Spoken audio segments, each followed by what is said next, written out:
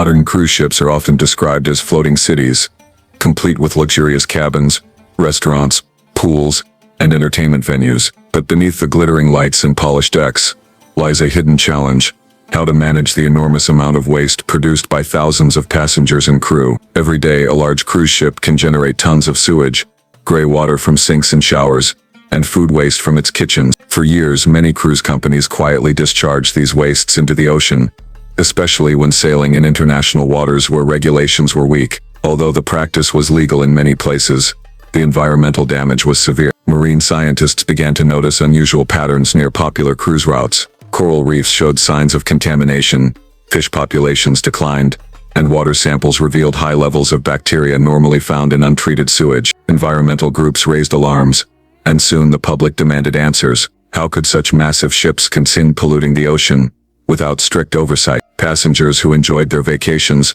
often had no idea that the same ship offering endless buffets and sparkling pools was releasing harmful waste into the sea. As pressure grew, investigations began exposing the long-ignored truth. Several cruise companies admitted that they had released partially treated or untreated sewage into the ocean to save fuel, time, and operational costs. Some used outdated systems, unable to process waste efficiently, while others simply exploited loopholes in maritime law. The issue became global news, forcing authorities to take action. Governments and environmental agencies introduced stricter regulations, demanding onboard waste treatment plants, advanced filtration systems, and full transparency regarding waste disposal. Some companies responded positively, investing millions in modernizing their ships. Others resisted, claiming such upgrades were too expensive and would reduce their profits. But the pressure continued to increase. The turning point came when satellite monitoring and independent audits made it impossible for cruise ships to hide illegal dumping. Public opinion shifted strongly, and travelers began choosing cruise lines with certified eco-friendly practices. As awareness grew, cruise companies realized that environmental responsibility was not just a legal duty, but a business necessity. This marked the beginning of a major transformation, one that would reshape the cruise industry forever. In response to global criticism, several cruise companies began taking meaningful steps toward responsible waste management. The ocean, after all, was their workplace, their route, and the heart of their business. Polluting it was not only harmful, but also short-sighted. As new regulations tightened, cruise lines started installing advanced wastewater purification systems, AWPS, capable of treating sewage to near drinking water quality before discharge. These systems used high-tech filters, biological treatment methods, and ultraviolet sterilization to remove harmful bacteria and chemicals. However, upgrading ships was not easy. Many older vessels lacked space for the complex machinery required. Engineers had to redesign internal layouts, reinforce structures, and reroute pipes through narrow compartments. The process was costly and time-consuming, but essential. Companies that completed the upgrades proudly advertised their new environmental standards, hoping to regain public trust. On board, crew members received new training on handling waste responsibly. Instead of simply flushing sewage into holding tanks, staff now monitored treatment systems, tested water quality, and documented every discharge event. Ships sailing through sensitive areas, such as marine protected zones or coral reefs, were required to hold all wastewater on board until reaching approved disposal zones. Despite progress, environmental groups continued to monitor the industry closely. They insisted that even treated wastewater contained nutrients and microplastics that could harm marine ecosystems. According to them, the ultimate goal should be zero discharge, meaning absolutely no waste released into the ocean. Some cruise lines experimented with this concept by storing all wastewater on board and unloading it at coastal treatment facilities, but the logistical challenges were immense. Ships traveling long routes risked running out of storage capacity, and coastal facilities could not always handle sudden inflows. At the same time, consumer awareness increased. Travelers began reading environmental reports before booking cruises. Some cruise companies created digital dashboards, showing real-time waste management data, allowing passengers to see how responsibly their ship operated. This transparency became a competitive advantage. While progress was undeniable, the industry still struggled to balance profit, convenience, and environmental responsibility. Many wondered whether truly sustainable cruising was possible, or if the industry would always face ethical challenges. As the years passed, the movement toward sustainable cruising gained momentum.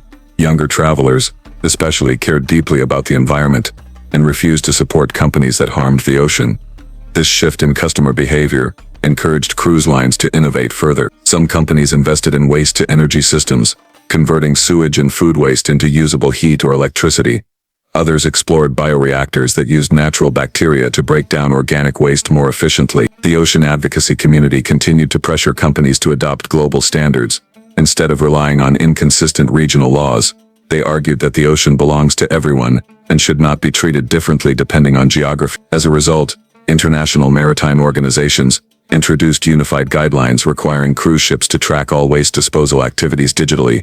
These digital logs were inspected regularly, making it nearly impossible for companies to hide illegal dumping. Awareness campaigns also played a significant role. Documentaries, social media posts, and whistleblower reports exposed historic cases of pollution, reminding the world that this progress was won through activism, not generosity. Passengers demanded onboard educational programs about marine life, plastic pollution, and the importance of ocean conservation. Many cruise lines responded by partnering with scientists to host lectures, research workshops, and ocean data collection missions. Yet challenges remain. Not all cruise companies adopted modern systems. Some smaller or low-budget lines continued using outdated waste treatment equipment, citing financial difficulties. Environmental groups accused them of benefiting from loopholes, while more responsible companies bore the cost of modernization. This created a debate. Should governments subsidize eco-friendly upgrades, or should polluters be penalized more aggressively?